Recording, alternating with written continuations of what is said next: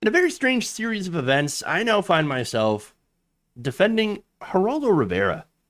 Now, recently, Geraldo's actually been on a tear, and he's been calling out the Biden administration's sale of weapons to Israel. He's also been calling for a ceasefire. In fact, he says that selling Israel weapons is actually makes us complicit in an ongoing crime against humanity.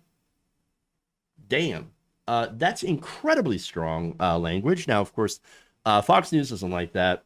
Bongino doesn't like that. Sean Hannity doesn't like that. The Fox News audience don't like that. And so he was first accused of parroting Hamas propaganda and then got into a very fiery argument with both Hannity and Dan Bongino. So now here's Geraldo first versus Sean Hannity. Take a look. The stated charter that says and calls for the destruction of Israel? You don't support that, Geraldo, do you? You know, Sean, it is shocking and outrageous to me that in all the discussions of what's happening in Israel, the fact that Palestinians are being killed at the rate of 15 or 20 times the death toll among the Israelis, including children, is absolutely Geraldo, let me stop you. It is abhorrent to me. The Palestinians are digging themselves out from under the collapse of their buildings. How about the terrorist organization Hamas stop firing those rockets from hospitals and schools and densely populated areas? Why don't we? Because they're the ones that fired first. And if innocent people die, you blame the people that start the war. There are dozens of Palestinian children dead. There are dozens of Palestinian children dead. And whose fault is that? With ammunition provided to Israel by the United States without even a demand for a ceasefire. I demand a ceasefire. I demand that Israel win the war. Israel needs to win the war against terrorism and terrorists that are firing rockets at their people. Dan Bongino. Let's kill all these children. Damn. All right. So, yeah, that at the end. Oh, but we got to win. But they got to win the war on terrorism. Oh, okay. Well, America's been at war with terrorism since what 2003? So roughly about 18 years. Pretty sure we haven't won. In fact, pretty sure we're not even close to winning. Because guess what? Wars on terror are never ending. That's kind of the point of fighting them for some people. Because they last forever, you're always going to have a need for weapons. You're always going to have a need for guns, bombs. You're always going to need to have, funding for, again, weapons systems. And so you've got these defense contractors that give some very generous donations, as well as you're able to, as a media figure, scare the crap out of people in order to watch you. So, yeah, I mean, that's why they love this endless wars, and they love these wars on terror. And so that's what Sean Hannity, that's what his position is. More war, more terror, more destruction, especially, in places like the Middle East. It's horrible. So now that said, whose fault is it? Well, Hannity says, it's obviously the fault of Hamas. Yeah, they're the ones firing the missiles. Yeah, that's their fault. But actually, when you look into it, the actions of the Israeli government are to blame. Okay? Before this, it actually been about 7 years since a Hamas missile strike into Tel Aviv.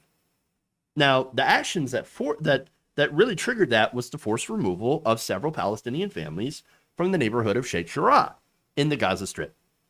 And of course, after that, following that removal, you had demonstrations, you had protests, which got cracked down on by Israeli security forces and the Al-Aqsa Mosque in East Jerusalem. And I'm not going to call it a clash. In that crackdown, over 300 Palestinians were injured, compared to 21 Israeli police forces. You could also point to the idea that this was part of a desperate distraction by corrupt Prime Minister Benjamin Netanyahu to retain power by scaring the crap out of the people, by inflaming tensions with the Palestinians after his right-wing party once again failed to form a government. Now, about the rockets, by the way, Israel has the Iron Dome. Very, very few rockets make it into Tel Aviv, and that's a good thing.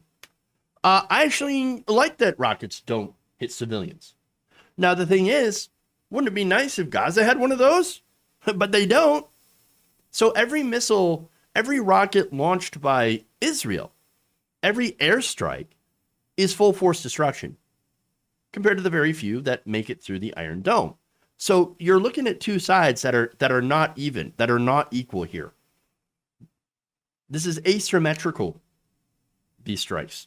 So as a result, every airstrike kills many more people on the Palestinian side. Okay?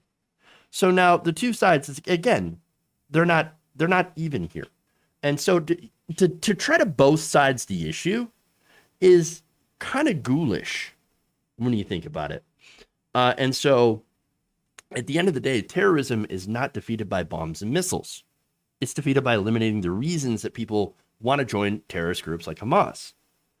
You've got the issues of poverty, desperation, hopelessness, institutional hatred, religious extremism, that kind of stuff. And again, there's a lot more factors that get people who are desperate to join these militarized groups that are ultimately destructive to their own cause of peace. And look, if Palestine was not an open air prison, didn't have such high unemployment, low standard of living, they had some autonomy, that might do a lot to reduce the levels of terrorism. And a lot of that right now is being, blocked by Israel, who right now is running an apartheid state, which, by the way, helps Hamas get funding and recruits by keeping the people poor, desperate, and oppressed. One more video, by the way. This is where the situation. This is where the entire argument gets even more heated. Take a look. Geraldo, you do this every time. This is such garbage, and I'm really getting sick of it. You play this emotional game with the audience and use your position of responsibility to put out misinformation and BS. You did it on the police thing. Address the issue. Do you have the guts to address the issue and not address? This is not about me. You didn't come on this show to attack me. You came on the show to talk about the issue. Because again, do you have a point about the issue? Using your position of authority. I'm sick of you, Bongino. I'm sick of you. That are Geraldo Rivera does not understand that Hamas doesn't believe in Israel's right to exist. Hamas wants the Jews dead. And what does he do? The same thing with the police issue. He makes this an emotional thing, and he says, the Palestinian children. Of course we care about Palestinian children. You know the way we save Palestinian children? We incentivize the terror group Hamas to not fire rockets indiscriminately into Israel. And it would stop immediately. Your debate you are so misinformed on this. It's pathetic. This current chapter of this ongoing violence started when Israeli cops raided the Aqsa Mosque in the old city of Jerusalem. Get out of here. It is one of the most sacred. Just lying. It is one of the most sacred places. You don't know what you're talking about. It is one of the most sacred places in the. Listen to this guy. This guy doesn't. Have you ever been? Have you been at war? I've been there many times. Holy shit! Based. Wow. So look, he's got the history, okay, and that's really important. Bongino kept saying, "Oh, you're lying, you're lying, you're lying."